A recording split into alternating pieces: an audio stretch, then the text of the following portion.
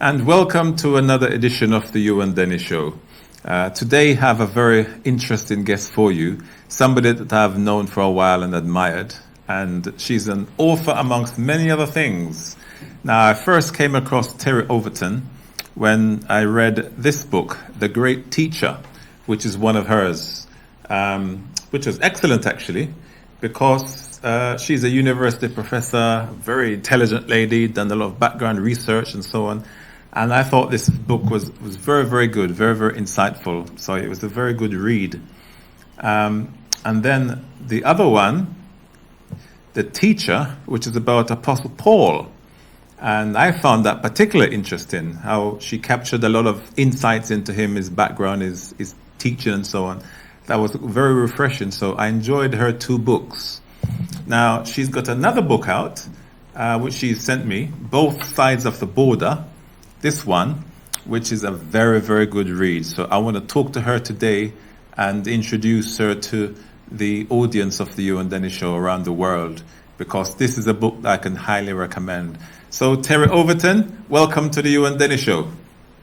Thank you so much for having me. This is quite an honor. It's a pleasure to have you, because it's not often I get a chance to speak to an author that I've been enjoying reading their writings. So it's good. Good. I'm glad you've enjoyed it. Yeah. This book, Both Sides of the Border, the border being America and Mexico, and the immigration issues we've had. And people remember that from Donald Trump and what he was saying and so on. It's been in the headlines a lot. But the story itself is fiction, based on two leading characters. So for the benefit of those who've not seen the book or heard about it, give us a summary of the book, what it's about. Okay. First, I would like to say that the events that happened to Dolores, who is the woman coming from Honduras, those are based on actual true events. The death train that was ridden by so many at the time the book was being written. And those events where, you'll see episodes of shelters in churches where they helped the travelers who were going through on the train. You see all kinds of events with the cartel, with gang violence, things that were happening that you can't say in a Christian book, so you will only see those kind of alluded to. But they're all based on true history of what's going on there in Central America, and then riding the death train through Mexico. You'll read about the people that helped them along their journey, and those are based on actual people and true events that have happened. The other thing that is true, semi-autobiographical, is on Eva. And it begins when she first came to the university that's down here. There's actually a large university now, University of Texas, Rio Grande Valley, but it has two campuses. And I first began on the University of Texas Pan American in Edinburgh, and then I moved after 7 years to the University of Texas Brownsville. And so the history of Ava and what she goes through in relocating from Virginia, which I did, to this area where you find yourself as a minority in the culture and not really understanding much Spanish. So the first year that I was here, and that was at Edinburgh, I did exactly what Ava did. I got on a tour bus alone, the only non-Spanish speaking person on the bus. It actually started in Monterrey, Mexico, so it wasn't even something leaving out of the United States, and I was the only American there. And so her tales and the fright of kind of what she saw, those are also based on true events. And then the mother of Ava, who thankfully gives a little comic relief in the book, is kind of my mom on steroids, because she had the same reaction initially about me moving down here that you see in the book. So what you'll see as you read through it is these two different cultures, and although they might be in the same town, as one's traveling on the death train and the other is traveling on a tour bus, they're seeing two very different views of Mexico and different sights and sounds that happen there, and kind of how that impacts each of the women. And then, I don't want to spoil it, but it's on the Amazon description. They do finally meet, and that is after a series of tragedies. But when they meet, it's life-changing for both of them. So that's the summary. Okay. You mentioned a couple of times death trains. So that's an intriguing phrase. What is a death train? Let us hear what that is from your point of view. Okay, it's actually the freight trains that were carrying products and coming up from Central America. They started out in southern Mexico, and they would come up through different routes carrying products either to different parts of Mexico or eventually up to the United States. There were probably thousands of people that rode those. They've tried to crack down on them. I understand there's now some kind of increasing traffic on them. And the people that are on these trains, they are on top of the train. They're riding on top of it, sometimes having a rail to hold on to, sometimes not. And so the events that happen to them is they're secretly jumping on board while the train is moving, trying to stay on board, getting off before a town, before the train stops because they don't want to get caught. So they're jumping from the moving train and going to hide out somewhere until they can catch another train that's moving in the right direction. And these are still, as I understand it, still happening, not to the degree it was when the book was written. So that part of it is true based on those events, but all the characters that are written about riding that death train are fictional. Wow, sounds like such a very dangerous thing to do, but you can imagine the plight of the people that would do that, take that risk and risk their lives. The situation must be very, very difficult for them, what they're fleeing, what they are risking their lives for. And you live in a particular place, which I've never heard of actually. It's a place called Paris, but in Texas.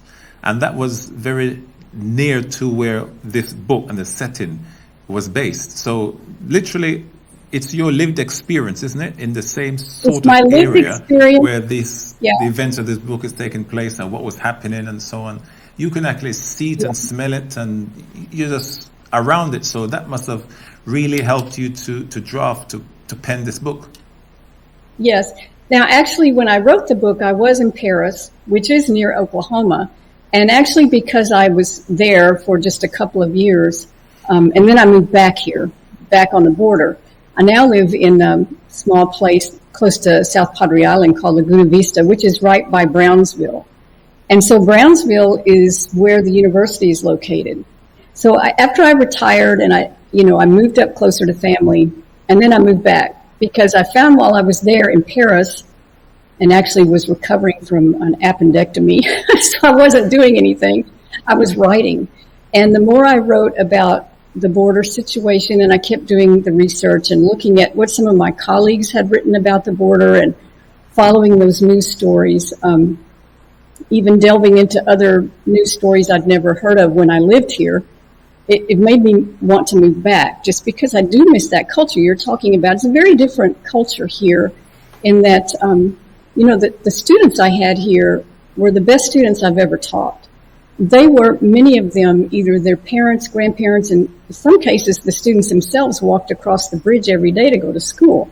So I remember a student telling me, a graduate student, when she walked across the bridge that morning of seeing the dead bodies from the cartel, and that she knew not to look over there. And so, you hear these kinds of stories and you just appreciate the value that people have for wanting to be here. And this, to me, is a tragic part, is a lot of people in free countries like ours don't appreciate what we have.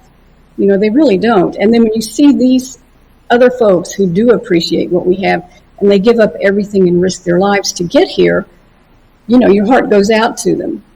But at the same time, being here, I also understand the risks because, as you see in that book, not all those characters on the train are good actors. A lot of them have poor intent and malintent and want to come and do harm either to the people that they're traveling with, and this is the whole human trafficking lots of assaults, lots of crime going on in that particular environment. And yet the people, they understand the risk and they try to fight it long enough to get here. But I think what we also have to be aware of is, as big as our hearts are, particularly as Christians, wanting to help our travelers, is that they're not all coming here with good intentions.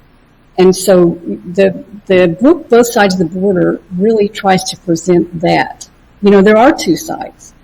I love my neighbors. I want to help them. At the same time, I love my next door neighbor. I don't want to introduce people into our neighborhood that, might do them harm. I feel like that's our responsibility too. So it's a tough question for Christians. Like, where do we fall in that?